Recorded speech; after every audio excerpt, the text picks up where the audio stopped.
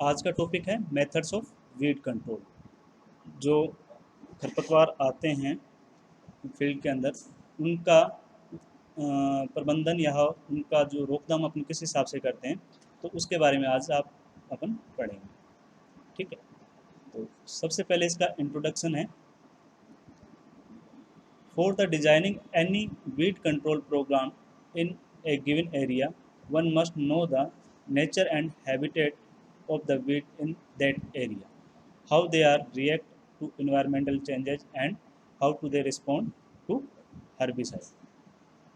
ये कहता है कि कोई भी वीड कंट्रोल प्रोग्राम अगर अपन तैयार करते हैं, है ना, कोई भी वीड कंट्रोल का प्रोग्राम किसी क्षेत्र के अंदर अपन तैयार करते हैं या उसमें डिज़ाइन करते हैं, तो उसके लिए सबसे पहले ध्यान में रखने वाली बात ये है कि उस क्षेत्र के अंदर आने वाले जो खरपतवार है ना, वो किस नेचर के हैं, उनकी जो प्रकृति है वो किस हिसाब की है, उसके बारे में जानना बहुत ज़्यादा ज़रूरी है। और वो जो इन्वायरमेंटल चेंजेज होता है, पर्यावरण में जो बदलाव होता है, और जो हर्बिसाइड अपन यूज कर रहे हैं, तो उसके प्रति उनका रिस्पॉन्स क्या होता है, उसकी प्रतिक्रिया क्या होती है। तो सबसे पहले अपन को ये पता होना चाहिए कि उस क्षेत्र के अंदर कौन कौन से खरपतवार आते हैं और वो इन्वायरमेंटल चेंज और हर्बिसाइड्स के प्रति उनकी प्रतिक्रिया क्या रहती है। Before selecting A method of weed control, one much have information on the number of viable seeds, nature of dispersal of seeds,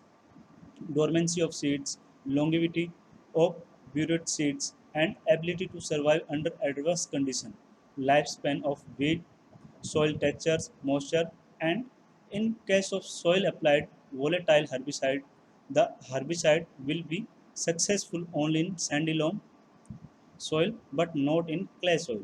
Flooding flooding as a method of weed control will be successful only in heavy soil and in sandy soil, the area to be controlled।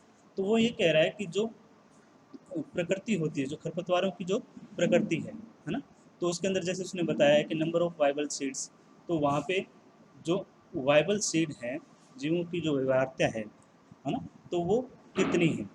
ठीक है, nature of dispersal of seed, जो प्रकीर्णन की प्रक्रिया है ना, जो खरपतवारों का प्रकीर्णन होता है, डिस्पर्सल होता है,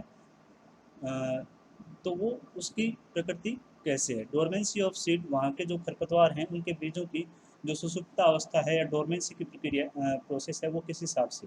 लॉन्गविलिटी ऑफ ब्यूरिड सीड, जो सीड हैं उनका जीवन काल कितना है उस क्षेत्र के जहाँ पे अपन क्या कर रहे हैं, वीड कंट्रोल के लिए कोई प्रोग्राम डिजाइन कर रहे हैं, या फिर कोई क्षेत्र, ऐसा क्षेत्र जहाँ पे अपन खरपतवार नियंत्रण के लिए कार्य कर रहे हैं, तो उस क्षेत्र के अंदर जितने भी खरपतवार हैं उनके बारे में ये सारा अपन को ज्ञान होना जरूरी है। Ability to survive under adverse conditions, adverse conditions के अंदर भी वो कैसे सर्वाइव कर पाते हैं खरपतवार। ठीक है, लाइफ स्पैन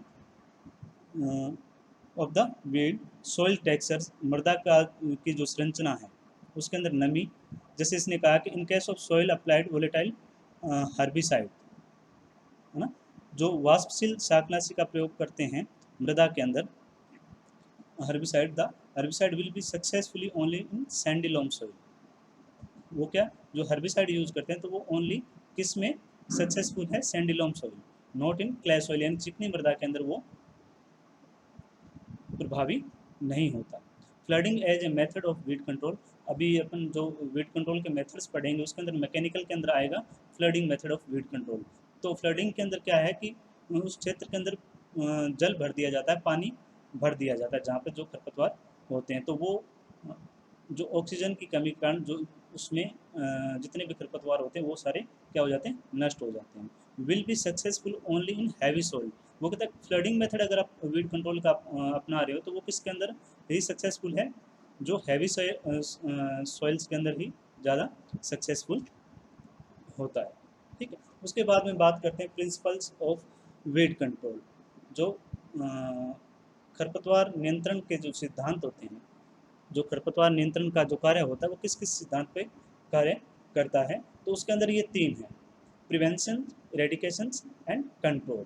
प्रिवेंशन यानी रोकना, तो जिस भी फील्ड के अंदर जो खरपतवार है या उसके अंदर खेत में खरपतवार पहुंचने से रोकना। इरेडिकेशन यानी जो खरपतवार बहुवर्षीय खरपतवार है या जैसे इसमें साइप्रस रोटेंडस वगैरह का है, मोथा घास, तो उसका उन्मूलन करने के लिए उसकी जो भूमि के अंदर उसकी जो गांठें होती है उसको बिल्कुल नष्ट करना, तभी जाके उसका उन्मूलन होगा। यानी खरपतवार का को बिल्कुल जड़ से ही नष्ट करना, वो आपका उन्मूलन कहलाता है। और तीसरा है कंट्रोल। कंट्रोल के अंदर अपन कई चीज़ों के बारे में बात करेंगे, जैसे mechanical method of weed control हो गया, उसके बाद में cultural method of weed control हो गया, उसके बाद में आपका biological method of weed control और केमिकल मेथड। ये सारे मेथड्स में अपन किसमें बात करेंगे, कंट्रोल के अंदर, वीड कंट्रोल के अंदर। ठीक है, तो सबसे पहले अपन स्टार्ट करते हैं किस प्रिवेंशन से। प्रिवेंशन क्या होता है? ठीक है, preventing the distribution and expansion of weed in new areas is called weed prevention। खरपतवारों का नए क्षेत्रों में वितरण एवं विस्तार को रोकना, वितरण एवं विस्तार को रोकना ही क्या कहलाता है, खरपतवार प्रतिबंध कहलाता है, वीड प्रिवेंशन कहलाता है या उसकी रोकथाम कहलाता है। For this it is very important to have knowledge of the mean by which weed are distributed. Weed, seeds of crop, fertilizer, water, wind, human, machines, and animals reach the field, reach in the field। यानी इसके लिए उन साधनों का ज्ञान होना अति आवश्यक है जिनके द्वारा खरपतवारों का वितरण होता है। जो प्रिवेंशन, अपन किसी चीज़ को तभी रोक सकते हैं ना, तब पता अपन को ये पता होगा कि ये आते कैसे हैं। अगर अपने फील्ड के अंदर खरपतवारों की संख्या अधिक है तो अपन उसका पहले पता लगाएंगे ना, ये खरपतवार इतने ज़्यादा कैसे हो रहे हैं इसके अंदर, है ना। तो वो कहता है तो वीड सीड्स ऑफ क्रॉप, जो खरपतवार के बीज हैं वो सीड्स ऑफ क्रॉप, जो फसलों के बीजों के साथ में भी आते हैं, फर्टिलाइजर्स वगैरह उनके साथ में आते हैं, पानी के साथ में बहकर आ जाते हैं, हवा के द्वारा वो आ जाते हैं, मनुष्य के द्वारा भी खरपतवार के बीजों को एक स्थान से दूसरे स्थान पर पहुँचाया जाता है, बाय फार्म मशीनरीज के द्वारा भी खरपतवार एक स्थान से दूसरे स्थान पर पहुँचते हैं, और पशुओं के द्वारा भी खरपतवार एक स्थान से दूसरे स्थान पर पहुँचते हैं। तो ये मुख्य कारण है जिनके द्वारा जो खरपतवार है एक स्थान से दूसरे स्थान पर पहुँचते हैं। तो इन चीज़ों को अगर सावधानी पूर्वक करेंगे, जैसे सीड्स ऑफ क्रॉप है, जो फसलों के बीजों का अपन सोविंग के टाइम अगर बीजों को अच्छे से देख लेते हैं, उसके अंदर अगर वीड सीड है तो उनको पहले ही अपन निकाल देते हैं। फर्टिलाइज़र या मेन्योर है, मेन्योर अगर अपन फील्ड के अंदर यूज़ कर रहे हैं तो उसको जब एक जगह इकट्ठी कर रहे हैं तो उसके अंदर कोई भी खरपतवार के पौधों को उसके अंदर नहीं मिलाना चाहिए। अगर सिंचाई कर रहे हैं खेत के अंदर तो जो सिंचाई की नालियाँ होती हैं उनको हमेशा साफ़ रखना चाहिए। ठीक है, तो ये सारी हैं मशीनरीज है, एक स्थान से दूसरे स्थान पर अगर अपन लेके जा रहे हैं तो उसको अच्छे से साफ़ करके लेके जाना चाहिए। तो ये सारी चीज़ों का ध्यान अपन को रखना चाहिए अगर अपन खरपतवार प्रबंधन का प्रिवेंटिव वीड कंट्रोल का को अपना रहे हैं तो। Therefore care should be taken that weed should not come in the field from outside through the above mention means. अतः ध्यान रखना चाहिए कि उपयुक्त साधनों के द्वारा खरपतवार बाहर से खेत में न आए। ठीक है, उसके बाद में जैसे किन किन कारणों से जो अपने खेत के अंदर या अपने फील्ड के अंदर जो खरपतवार के सीड्स आते हैं वो हैं, avoid using crop that are infested with weed seeds from sowing. बुआई के लिए खरपतवार के बीज से ग्रसित फसल का प्रयोग करने से बचें। जहाँ पे जो खरपतवार या जिस फील्ड के अंदर, जिस क्रॉप के अंदर खरपतवार अधिक हैं, है ना, तो उस फसल के बीजों का प्रयोग करने से बचें। अवॉइड फीडिंग स्क्रीनिंग, जैसे अपन पशुओं को चराकर फील्ड के अंदर खुला छोड़ के उसको चराते हैं, and other material containing weed seed to the farm animals. खेत में जानवरों को स्क्रीनिंग और खरपतवार बीज युक्त अन्य सामग्री खिलाने से बचें। उनको जो खरपतवार युक्त जो अन्य सामग्री है उनको खिलाने से बचें, क्योंकि जो कुछ बीज ऐसे होते हैं वो पशुओं के जो डाइजेस्टिव सिस्टम है उससे निकलने के पश्चात भी वो जो सर्वाइव होने की क्षमता रखते हैं, जर्मिनेशन करने की क्षमता रखते हैं। Avoid adding weeds to the manure pits, जो खाद के गड्ढे होते हैं, है ना, उसके अंदर खरपतवारों को नहीं डालना चाहिए। अपने क्या करते हैं, जो खेत में डालने के लिए जो खाद वगैरह तैयार करते हैं तो उसी के अंदर जो पशुओं को चराने के लिए घास फूस लेके आते हैं, उसका जो बचा हुआ मटेरियल होता है वो क्या करते हैं अपन उन्हीं उसी के ऊपर डाल देते हैं। जो जो पिट अपन ने बनाया है, मैन्योर का जो पिट बनाया है उसी के अंदर डाल देते हैं। तो वो क्या है, उसकी वाइबिलिटी इतनी अधिक होती है कि वो काफ़ी समय के बाद में भी जर्मिनेशन होने की क्षमता रखते हैं। Clean the farm machinery thoroughly before moving it from one field to another field. एक फील्ड से दूसरे फील्ड के अंदर फार्म मशीनरी को ले जाने से पहले उसको अच्छे से साफ कर लेना चाहिए। This is particularly important for seed drills. यह है जो विशेष रूप से जो सीड ड्रिल होती है, बिजाई की जो मशीन होती है, उसके लिए खासकर से बहुत ज़्यादा महत्वपूर्ण है। उसको एक स्थान से दूसरे स्थान पर ले जाते समय अच्छे से उसको साफ कर लेना चाहिए। Avoid the use of gravel sand and soil from weed infested. जहाँ पे खरपतवारों की संख्या अधिक है या जिस फील्ड के अंदर खरपतवारों की संख्या अधिक है, वहाँ से मिट्टी का प्रयोग दूसरे खेत के अंदर नहीं करना चाहिए। ठीक है। Inspect nursery stock for the presence of weed seedling tuber rhizomes. जहाँ पे नर्सरी स्टॉक यानी अपन ने जहाँ पे नर्सरी बना रखी है, ठीक है, तो उसके अंदर खरपतवार के जो पौधे हैं, उसके ट्यूबर्स हैं या फिर जो राइजोम्स हैं, उनको ध्यान में रखकर ही पौधों को बाहर निकालना चाहिए। कहीं ट्रांसप्लांटिंग के समय खरपतवार नर्सरी से फील्ड तक न पहुंच जाए। ठीक है। उसके बाद में keep irrigation channels, fence line and uncropped area clean. जो सिंचाई नहरों, बाढ़ रेखाओं और बिना फसल वाले क्षेत्रों को साफ रखें। आसपास का जो एरिया होता है, जो रोड के साइड का जो एरिया होता है, जो रेलवे स्टेशन के आसपास का जो एरिया होता है, क्योंकि जैसे जो एनुअल वीड्स हैं, जैसे आक वगैरह है, तो उनके सीड्स वो हवा के द्वारा एक स्थान से दूसरे स्थान पर पहुंच जाते हैं। वो कहते हैं ना, एक इसके अंदर एक कहावत भी है, 1 ईयर सीडिंग 7 ईयर वीडिंग। अगर जो खरपतवार का पौधा पूरा मैच्योर हो गया और उसने अपने बीज तैयार कर लिए, तो वो उनको ख़त्म करने के लिए 7 साल लग जाते हैं। अगर किसी फील्ड में खरपतवार ने जो सीड उसके तैयार हो गए, तो उनको सही करने के लिए, उस फील्ड को वीड फ्री करने के लिए कम से कम 7 साल लग जाते हैं। इतनी ज़्यादा लंबी प्रोसेस होती है वीड कंट्रोल करने की। Use vigilance, inspect your farm frequently for any strange looking weed seedlings. ठीक है। सतर्कता का प्रयोग करें, यानी ध्यान सावधानी रखें और अपने जो फील्ड है उसको फ्रिक्वेंटली विजिट करते रहें, उसको देखते रहें, इंस्पेक्शन उसका करते रहें। कहीं कोई जो स्ट्रेंस खरपतवार तो आपको दिखाई नहीं दे रहा है ना, कोई नया खरपतवार आपको दिखाई नहीं दे रहा है। Destroy such patches of a new weed by digging deep and burning the weed along with its roots. अगर आपको कोई ऐसा वीड अगर दिखाई दे जाता है, तो उसको डिस्ट्रॉय करो, गड्ढे को खोद कर उसके अंदर उसको दबा दो या फिर उसको जला दो। उसके पूरे पार्ट्स को, उसके रूट सिस्टम को भी आप उसको जला के नष्ट कर दो। और sterilise the spot with suitable chemicals. और जहाँ पे वो खरपतवार आपको दिखे हैं, उस जगह को अच्छे से केमिकल के द्वारा उसको स्टेलाइज कर दो। Quarantine regulations are available in almost all countries to deny the entry of weed seeds and other propagule into a country through airports and shipyard। हवाई अड्डों या शिपयार्ड के माध्यम से, जैसे अपन कहीं से दूसरे देश से अगर अपन सीड वगैरह मंगवा रहे हैं, तो उसके अंदर अगर खरपतवार के बीज हैं, तो वो उसकी रोकथाम करने के लिए जो नियम बना होता है, वो जो क्वारंटाइन रेगुलेशंस जो बने होते हैं, उनका खास करके ध्यान रखना चाहिए। हवाई अड्डों और शिपयार्ड के माध्यम से किसी देश में खरपतवार के बीज और अन्य प्रचारों के प्रवेश से इनकार करने के लिए लगभग सभी देशों में जो संगरोध का है, क्वारंटाइन का नियम उपलब्ध है। Separating crop seed from admixture of crop and weed seeds using physical differences like size, shape, colour, weight, texture and electrical properties.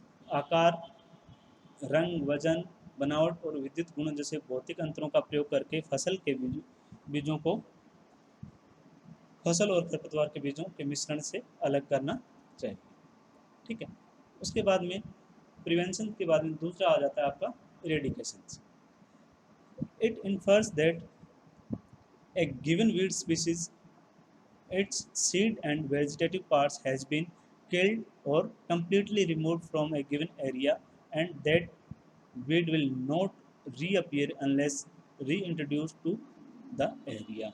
यानी कोई भी खरपतवार की जो स्पीसीज है ना, उसका बीज या उसके वेजिटेटिव पार्ट्स को ख़त्म कर देना या उसको परमानेंटली रिमूव कर देना उस एरिया से, है ना, वही आपका क्या कहलाता है, इरेडिकेशन कहलाता है। दैट विल नॉट रीअपियर, वो दोबारा दिखाई नहीं देना चाहिए अनलेस री इंट्रोड्यूस टू दिस एरिया, जब तक कि अपन उसको दोबारा उस क्षेत्र के अंदर ना लेके आए तब तक उसको वो दोबारा नहीं दिखना चाहिए। वही क्या कहलाता है, आपका इरेडिकेशन कहलाता है, उन्मूलन कहलाता है।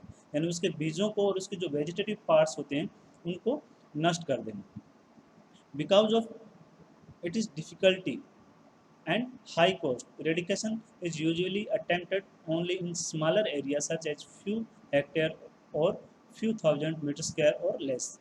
यह यानी जो इरेडिकेशन की प्रोसेस होती है वो क्या होती है, काफ़ी डिफिकल्ट होती है और उसमें जो कॉस्ट भी होता है वो अधिक लगता है। इसको इरेडिकेशन की जो प्रोसेस अपनाने के लिए या इस जो प्रक्रिया को अपनाते हैं तो उसके अंदर क्या होता है, डिफ़िकल्टीज होती है, ये काम कठिन होता है और उसमें जो कॉस्ट होती है वो भी अधिक लगती है। ठीक है, तो इसीलिए जो किसान है उसको स्मॉल एरियाज के अंदर, छोटे क्षेत्रों के अंदर या कुछ एक हेक्टेयर के अंदर या कुछ thousands of metre square area या उससे भी कम एरियाज के अंदर इसको प्रयोग किया जाता है। जैसे इसमें नीचे एक लाइन के अंदर दिया हुआ है, eradication is often used in high value areas such as greenhouses, ornamental plants, beds और कंटेनर्स।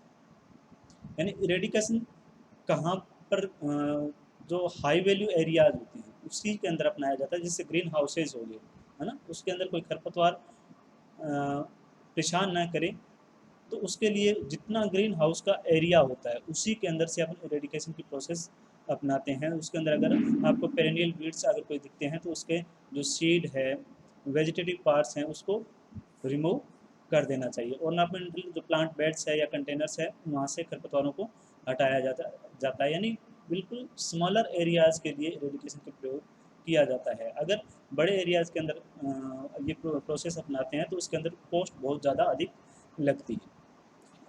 तीसरा है वीड कंट्रोल।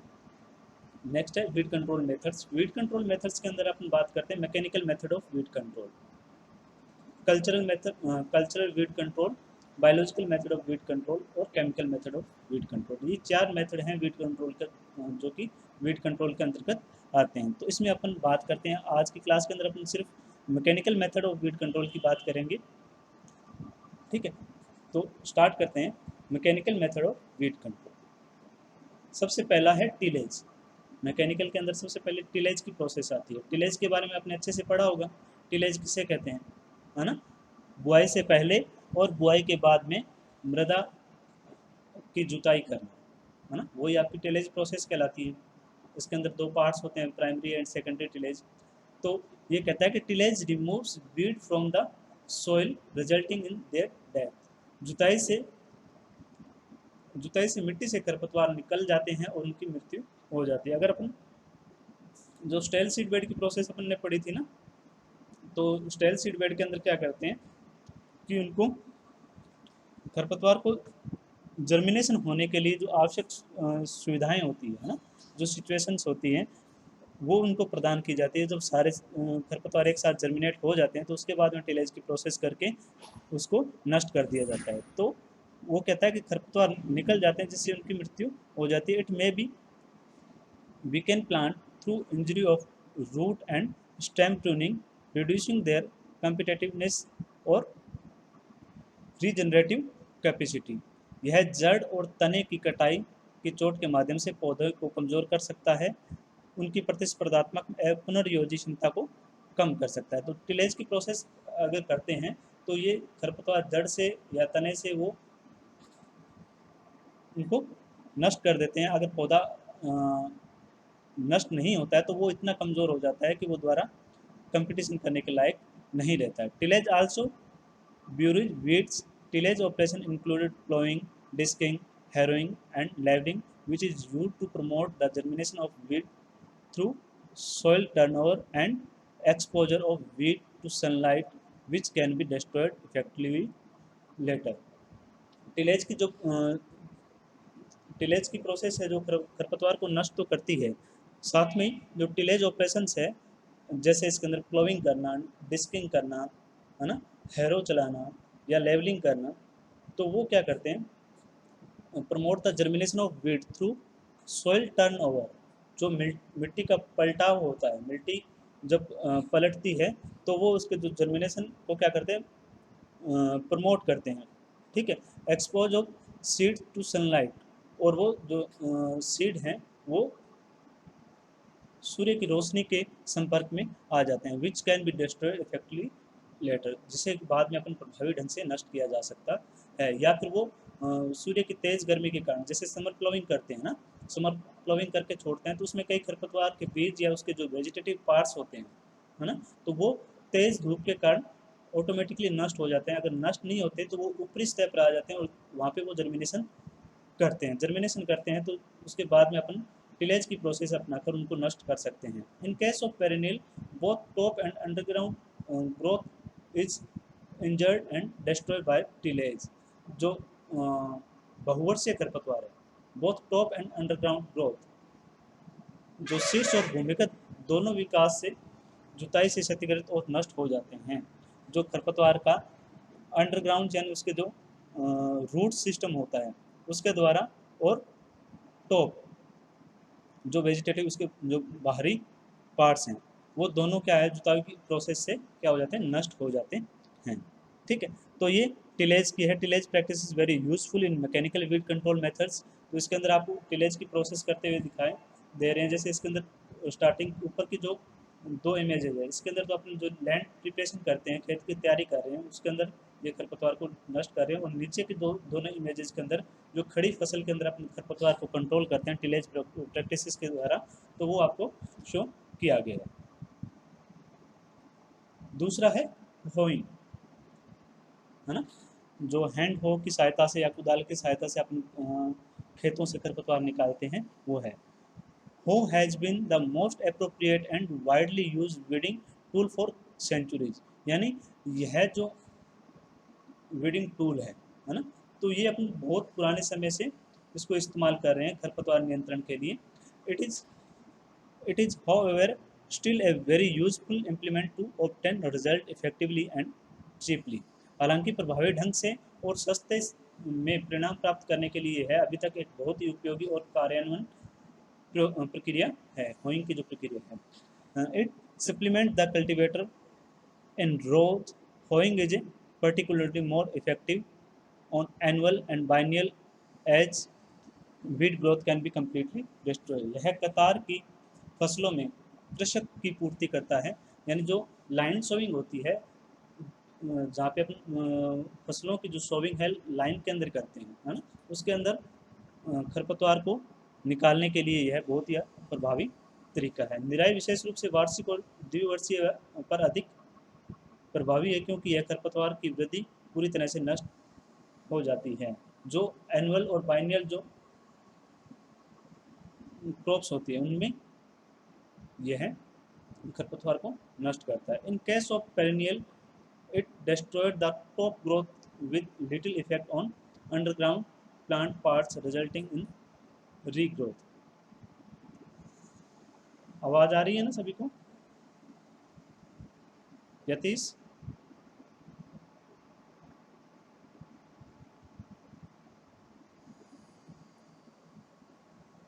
ठीक है। हाँ हाँ, आपको आवाज आ रही है ना अभी? ठीक। In case of perennial, it destroy the top growth with the little effect on underground plant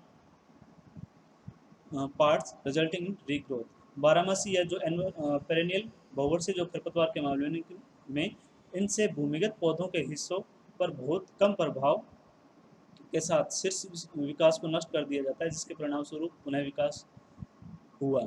यानी जैसे अपन बात करते हैं इसमें मोथा की, साइप्रस रोटेंडस की, उसमें हैंड हो की सहायता से या होविंग की प्रोसेस के द्वारा अपन ऊपरी पार्ट को जो टॉप ग्रोथ होती है उसको तो नष्ट कर देते हैं, लेकिन उसका जो भूमिगत तना होता है, जो उसका ट्यूबर होता है, वो एज इट इज रहता है, लेकिन एक बार उसका जो टॉप ग्रोथ होती है उसको अपन नष्ट कर सकते हैं।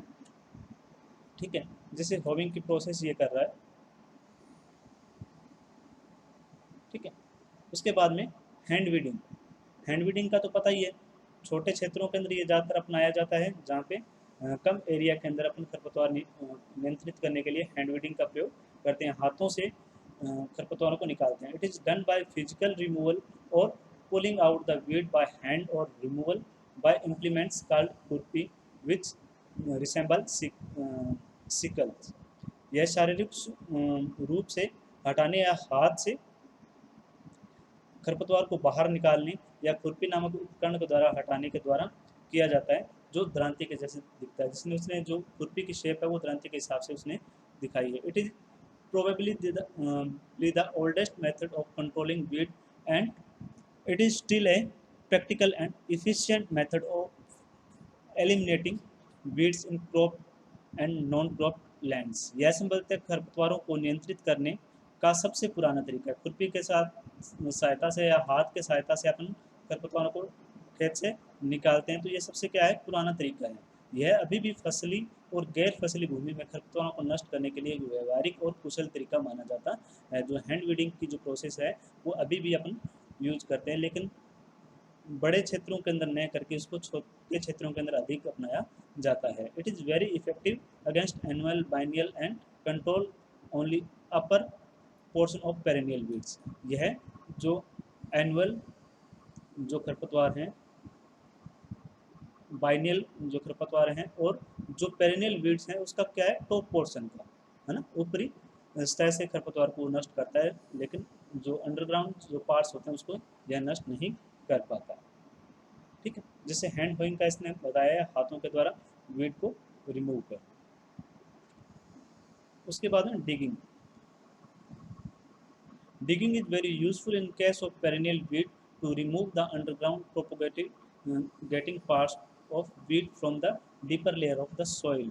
जो पेरेनियल बहुवर्ष से जो खरपतवार होते हैं है ना, उनके अंडरग्राउंड जो पार्ट्स होते हैं उनको, उनके प्रोपोगेशन जो प्रोपोगेटिंग पार्ट्स होते हैं उनको रिमूव करने के लिए, उनको हटाने के लिए डिगिंग की प्रोसेस की जाती है। बारहमासी खरपतवारों के मामले में मिट्टी की गहरी परत से खरपतवारों के भूमिगत प्रसार भागों को, जो अंडरग्राउंड प्रोपोगेटिंग पार्ट्स होते हैं, जो रूट हो गया, ट्यूबर्स हो गया है ना, तो उनको हटाने के लिए खुदाई बहुत उपयोगी होती है। डिगिंग यानी खुदाई करना, खुदाई करके खरपतवारों को नष्ट करना। और ये ज़्यादातर किसमें यूज़ करते हैं, जो पेरेनियल वीड को कंट्रोल करने के लिए अपन उसका प्रयोग करते हैं।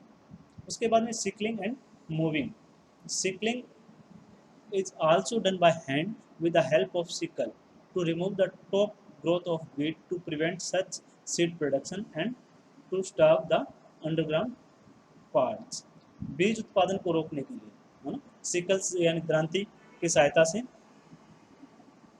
ना, तो बीज उत्पादन को रोकने के लिए भूमिगत भागों को भूखा रखने के लिए, अगर उनको ऊपरी जो टॉप पोर्शन होता है उसको अगर अपन डिस्ट्रॉय कर देते हैं, नष्ट कर देते हैं, तो जो अंडरग्राउंड जो वेजिटेटिव पार्ट्स होते हैं उनको क्या हो जाता है, जो भोजन का अभाव हो जाता है। वो अपना भोजन किस हिसाब से बनाएंगे, तो उनको भूखा रखने के लिए, खरपतवारों की ऊपरी वृद्धि को दूर करने के लिए द्रांति की सहायता से अपन क्या करते हैं, उसके टॉप पोर्शन को रिमूव कर देते हैं। It is popular in sloppy areas where only the tall weed growth is sickle, leaving the root system to hold the soil in place of prevent soil erosion।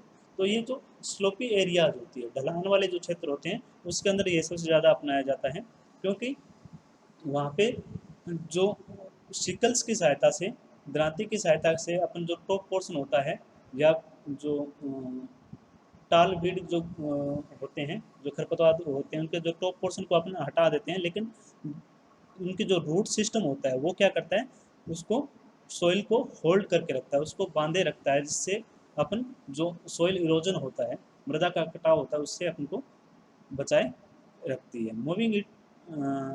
Moving is a machine operated practice mostly done on road sided and lawns घास काटना एक machine से चलने वाला अभ्यास है जो ज़्यादातर सड़कों के किनारे और लॉन के अंदर किया जाता है। मूविंग की प्रोसेस क्या मशीन के द्वारा की जाती है, और यह प्रोसेस कहाँ अपनाई जाती है? ज़्यादातर रोड साइड्स के अंदर, जहाँ पे जो भीड़ अधिक हैं उनको रिमूव करने के लिए, या फिर लॉन के अंदर कटाई करने के लिए, या फिर लॉन के जो खरपतवार में जो लॉन में जो खरपतवार आ जाते हैं उनको नष्ट करने के लिए मूविंग की प्रोसेस अपनाई जाती है। उसके बाद में आ जाता है बर्निंग, जलाना। बर्निंग और fire is often N economical and practical means of controlling weeds. जलाना या आग लगाना अक्सर खरपतवारों को नियंत्रित करने का एक किफ़ायती और व्यवहारिक साधन है। यानी किसी फील्ड के अंदर अगर वीड अधिक हैं तो उसके जो रेजिड्यूज़ के साथ में उनके जो वीड सीड्स को भी वहाँ पे नष्ट कर दिया जाता है क्रॉप रेजिड्यूज़ के साथ में। जैसे अपन हार्वेस्टिंग के बाद में इसमें वीड के अंदर जलाने का काम करते हैं। तो कई बार क्या तो उसके साथ साथ में जो खरपतवार के रेजिड्यूज़ होते हैं, या उनके जो सीड्स होते हैं, या फिर उसके जो वेजिटेटिव पार्ट्स होते हैं, उनको जलाकर नष्ट कर दिया जाता है। It is use to dispose the vegetations. उनको जो वेजिटेटिव पार्ट्स होते हैं उसको डिस्पोज करना।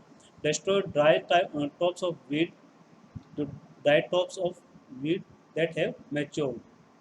टॉप ऑफ वीड्स यानी ऊपरी भाग जिसमें जो फ्लोरिंग की प्रोसेस हो चुकी है, या फिर सीड बनने की जो प्रक्रिया उसमें पूरी हो चुकी है, उसको डिस्ट्रॉय करना, किल, ग्रीन, ठीक है, उनको नष्ट करना। Weed growth in situation where cultivations and other common methods are impracticable. उन स्थितियों में खरपतवार की वृद्धि जहाँ खेतों और अन्य सामान्य तरीके में अव्यवहारिक है। यानी जहाँ पर खेती नहीं की जाती, वहाँ पर अगर खरपतवार अधिक है तो उनको बर्निंग की सहायता से अपन नष्ट कर सकते हैं। जैसे इसके अंदर इसने क्रॉप रेजिड्यूज को नष्ट करने के लिए ये दिखाया गया है, तो वो फायर की सहायता से या बर्निंग की प्रोसेस करके क्रॉप रेजिड्यूज के साथ में वीट को भी वो जो वीट के जो टॉप पोर्शन है जो मेच्योर्ड है उसको भी वो क्या कर रहा है, नष्ट कर रहा है। उसके बाद में आ जाता है फ्लडिंग का, है ना, पानी भरकर जिस क्षेत्र के अंदर खरपतवार अधिक है उस क्षेत्र के अंदर पानी भरकर उसमें उगने वाले खरपतवारों को नष्ट करना। Flooding is a successful against weed species sensitive to longer periods to submerge in water. वो उन्हीं स्पीसीज के लिए है जो फ्लडिंग किसके लिए सक्सेसफुल अधिक है, उन स्पीसीज के लिए जो क्या अधिक पानी के प्रति जो सेंसिटिव है, पानी में लंबे समय तक डूबे रहने के प्रति संवेदनशील खरपतवार प्रजातियों के खिलाफ बाढ़ सफल होती है। जो फ्लडिंग का मेथड है वो उन्हीं खरपतवारों के लिए है जो पानी के प्रति संवेदनशील होते हैं। और पानी के प्रति संवेदनशील कौन होते हैं? ड्राई एरियाज़ के अंदर जो खरपतवार होते हैं वो अधिक पानी के प्रति संवेदनशील होते हैं। उनको अगर अधिक मात्रा के अंदर पानी मिल जाता है तो वो उसको सहन नहीं कर पाता। Flooding kills plant by reducing oxygen availability for plant growth. बाढ़ पौधों की वृद्धि के लिए ऑक्सीजन की उपलब्धता को कम करके पौधों को मार देता है। The success of flooding depends upon complete submerge of weed for longer period. बाढ़ की सफलता लंबी अवधि के लिए खरपतवार के लिए पूर्ण जलमग्न होने पर निर्भर करती है। जो फ्लडिंग का मेथड है इसके अंदर उसने आपको बता रखा है। इसमें जो वीड का पोर्शन है नीचे वाली इमेज के अंदर आप देखो तो उसके अंदर जो क्रॉप है वो आपको दिखाई दे रही है, लेकिन जो बीच के अंदर जो रेजिड्यूज हैं क्रॉप के हैं या वीड सीड्स हैं वो सारे क्या हो गए, वीड प्लांट है वो सारे नष्ट हो गए। ठीक है, उसके बाद अपन बात करते हैं ड्राईलैंड वीडर। ड्राईलैंड वीडर ये इम्प्लीमेंट है ना, जो सूखी भूमि के अंदर खरपतवार नियंत्रण करने के लिए वीडर का प्रयोग किया जाता है, तो वो है it is used for weeding in row crop for removing shallow rooted weeds. इसका उपयोग उथली जड़ों वाले खरपतवारों को हटाने के लिए पंक्ति फसलों में निराई के लिए किया जाता है। जो लाइन सोइंग की जाती है उसके अंदर खरपतवारों को निकालने के लिए इसका प्रयोग किया जाता है। जैसे इसके अंदर ये आप ड्राईलैंड वीडर की इमेज दे सकते हैं, तो जो लाइन सोविंग करते हैं उसके अंदर ये खरपतवार निकालने के लिए सबसे ज़्यादा उपयोगी होता है। It has been design agronomically for easy operation. इसे आसान संचालन के लिए कृषि रूप में इसको डिज़ाइन किया गया है, यानी कृषि कार्यों के अंदर आसानी से ये प्रयोग किया जा सके, इसीलिए इसको डिजाइन किया गया। Useful of dryland and garden land crop and is ideal at a soil moisture content of 8 to 10%। शुष्क भूमि और उद्यान फसलों में उपयोगी है और 8 से 10% की मिट्टी की नमी सामग्री पर आदर्श होता है। यानी जो मॉइस्चर है, सॉइल का मॉइस्चर है, उसके अंदर 8 से 10% सॉइल मॉइस्चर होना चाहिए, तभी यह जाके जो ड्राईलैंड विंडो है वो अच्छे से काम कर पाएगा।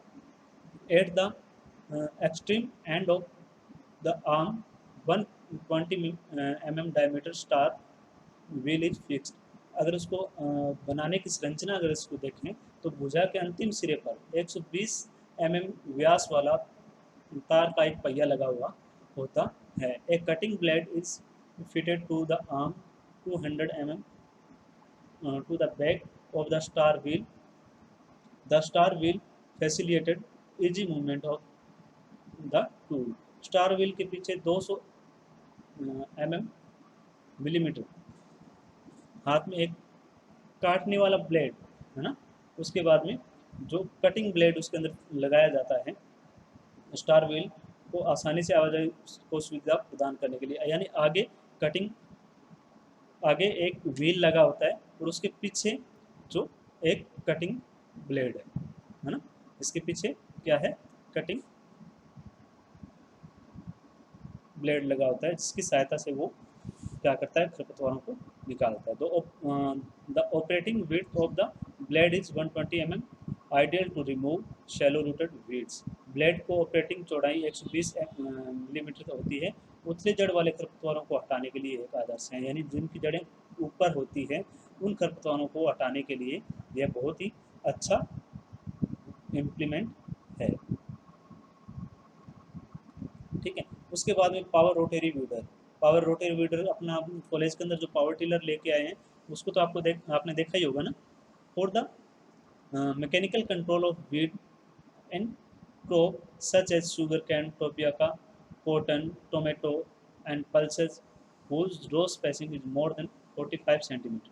यानी ऐसी फसलें जिनकी स्पेसिंग क्या है 45 सेंटीमीटर से अधिक होती है, लाइन से लाइन की जो दूरी होती है 45 सेंटीमीटर से अधिक होती है, उसके अंदर इसका प्रयोग किया जाता है। The rotary weeder consist the 3 row of disc mounted with 6 number of curved blade in opposite direction alternately in each disc. The rotary जो वीडर में डिस्क की 3 पंक्तियां होती हैं जो प्रत्येक डिस्क में वैकल्पिक रूप से विपरीत दिशाओं में घुमावदार ब्लेड के साथ में होती है। यानी जो रोटरी डिस्क होती है, आपने उसमें जो पावर टिलर के अंदर देखा होगा जिसको रोटावेटर भी बोलते हैं, उसके अंदर डिस्क जो लगी होती है उसकी संरचना आप देखना है ना, तो वो इसी हिसाब से पावर रोटरी वीडर की तरह से ही बना होता है। This blade well rotating enable cutting and mulching the soil. घुमाते समय ये ब्लेड मिट्टी को काटने का और मल्चिंग करने में सक्षम होते हैं। जितने भी जो वीड होते हैं, जो खरपतवार होते हैं, उनको वो नष्ट कर देते हैं और उनका जो ग्रीन पोर्शन होता है यानी जो टॉप पोर्शन होता है उसको क्या करते हैं, मल्चिंग के रूप में खेत के अंदर बिछा देते हैं, बिल्कुल छोटी छोटी कटिंग करके उसको बिछा देते हैं। The width of coverage of rotary tiller is 500 mm and the depth of operation can be adjusted to weed and mulch to the soil crop field.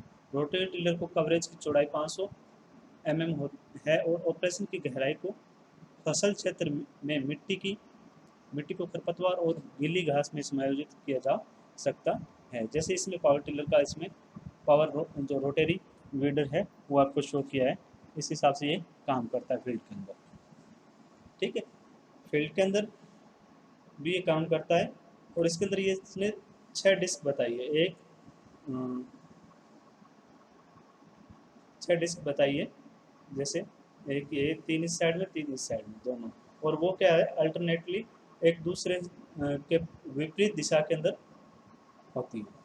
ठीक है, उसके बाद में अपन बात करते हैं ट्रैक्टर ड्रोन वीडिंग कम अर्थिंग अप इक्विपमेंट। यानी tractor चालित वीडर जो खरपतवारों को नष्ट करते हैं, कम अर्थिंग अप इक्विपमेंट साथ में मिट्टी चढ़ाने का काम भी करते हैं। जैसे अभी कॉटन के अंदर जो सीजन चल रहा है उसके अंदर सीलर वगैरह लगाते हैं, तो वो क्या है, बीज की जो स्पेसिंग होती है उसके अंदर खरपतवारों को नष्ट भी करते हैं और साथ में जो प्लांट्स के आसपास में मिट्टी भी वो लगा देते हैं।